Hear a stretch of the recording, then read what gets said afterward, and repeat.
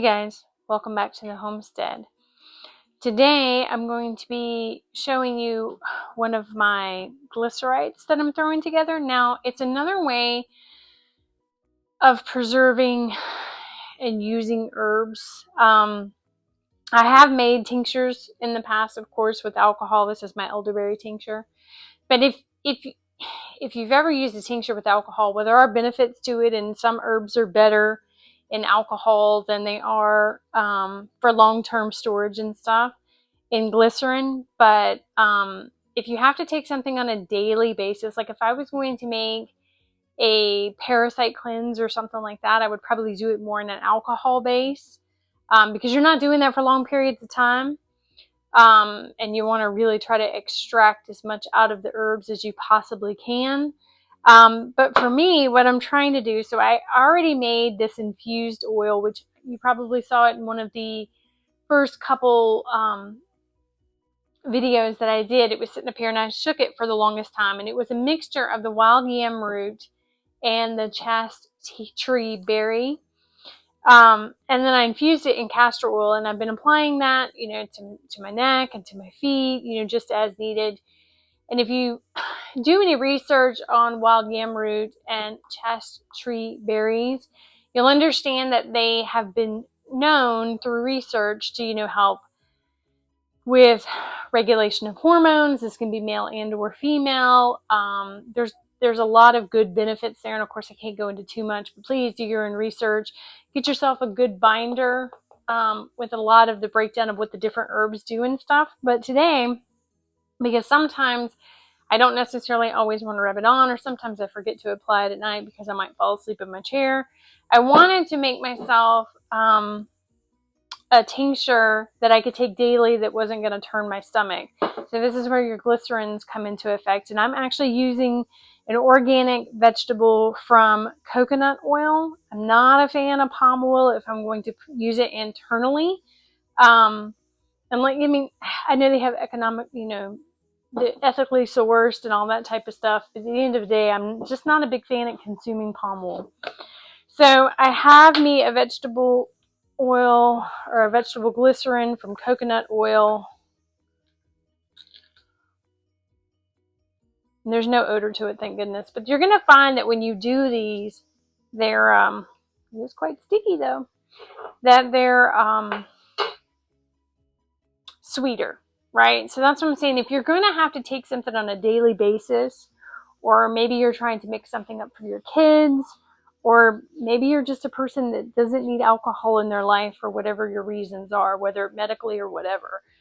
This is a good alternative to still be able to consume a tincture and still be able to use herbs in your daily life to kind of help balance your life and without having to include alcohol. And alcohol will have a longer shelf life, because I think these, when you use the glycerin, they're about 12 months. As to where alcohol, you can get 18 months to 2 years, depending on what you're doing. So we're going to pour these in. Ooh. And I'm just doing pretty much half the jar. It's not an exact measurement, because you're just going to because both of these have the same benefits of what I'm trying to get across, right? I'm not trying to mix up something that's more of one thing or less than another, right? Both of these have the properties that I'm looking for. So I'm really just doing equal distribution in the jar. I've used a 1/4 cup measuring spoon, but I just put 2 of each in there. Again, it's kind of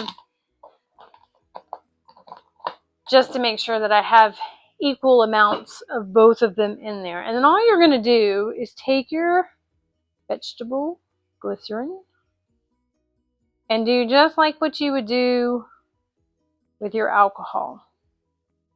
You're just going to cover it. Now these are thicker, so it's just like when we were doing the castor oils and stuff like that. Because it's thicker, we're going to have to kind of stir it down in there more to make sure that we're covered. You can see it really starts to absorb it. So we're just going to add some more.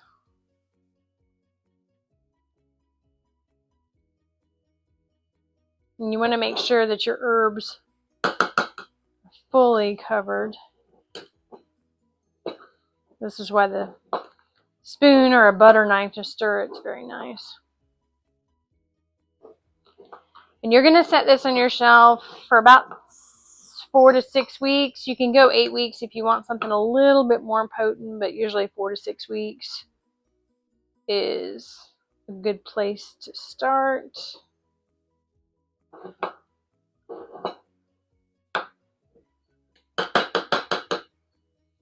Now everything is fully mixed. I don't have any air bubbles in there, which is what I was going for.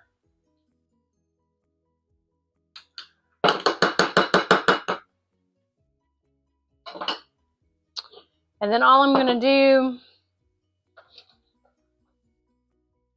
give me another one of these lovely plastic caps. And when I'm going to go long-term storage, I will eventually put these in a small bottle, right, with a dropper. But for right now, I put it in a dark place in my kitchen, someplace that I'm going to access. Usually I put it up like where my plates are. So every night when I'm cooking dinner and stuff and I go to pull a plate down, I'll see it, I'll pick it up and I'll shake it, right?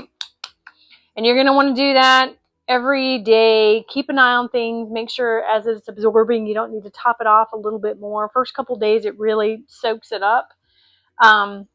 But I'm going to put a sticker on the top with the date that I mixed this together. And then 4 weeks from now, I usually kind of open it up and you can see that it'll start to take on more of a scent to it. I'll probably go 6 weeks on this one, just depending, because I still do have a lot of my external, right, that I can apply on. And then once we get this mixed up together, usually it's about, for myself, 80 drops. Just depending on like through the day and what you're trying to treat. Of course, get you a good book, figure out what you're trying to do. If you're just regulating, right, you're not going to need more or less. I mean, it just really depends. But you can, when you think about like some of these cost a lot of money. I know myself personally, for some of my parasite cleanses and stuff, I've paid, $30, $40 depending on what herbs were put into there. If you learn to do these yourself, right, you're going to save a whole lot of money. You're also going to know that, the jars were clean. I mean, if you're one of those people like me that you don't even like to eat at, sort of potluck events because, other people's kitchens and, cats might walk across their food, or they may not sanitize things the way they need to. Like somewhere in my head, I've just built up, like everything's dirty. And maybe that's from 20 plus years working in an office environment where people bring potluck stuff in and then, somebody would always get a little sick. So I'm a little funny about it now. But all you're going to do is just kind of keep mixing this, like I said, over the next couple weeks, stirring it up. If you need to bang it back down, because it is thicker, right? It's just like the castor oil. So you're just going to make sure everything's fully infused. When this is done, I will show you that completion, and then how I put it in the bottles and like, what I plan on taking for myself, etc. For anybody that wanted an update on the eye strengthening tea, I am still drinking that, and I have noticed that it's almost like the muscles in the side of my eyes aren't as loose. But again, like as my vision corrected, well, obviously my glasses are showing you that's not the case. I've got about 2-3 more weeks in the rotation on that.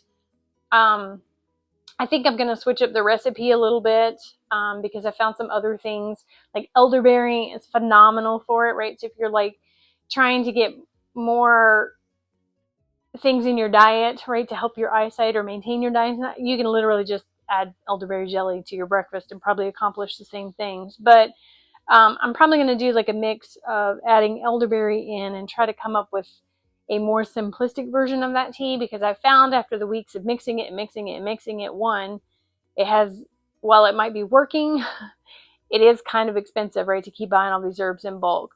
So I'm going to kind of tweak it a little bit.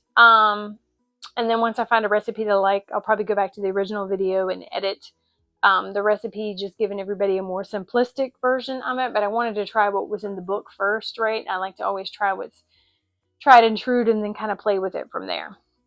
So I'm going to set this on my shelf. Like I said, I'm going to put it by my dinner plates, and we're going to shake this every day for the next 6 weeks, 4 to 6 weeks, depending on how warm it stays in here. And then we'll bottle it up and we'll go from there. But I did want to show you guys there is another way of doing tinctures if you're alcohol sensitive. You can also do them in vinegar. So I'm going to show you some of those here pretty soon of how you can make certain things in vinegar. And I've got an elderberry syrup that I'm going to be working on with you guys that ultimately goes into elderberry gummies. So got a lot of fun stuff coming. I appreciate you guys stopping by, and I'll see you next time.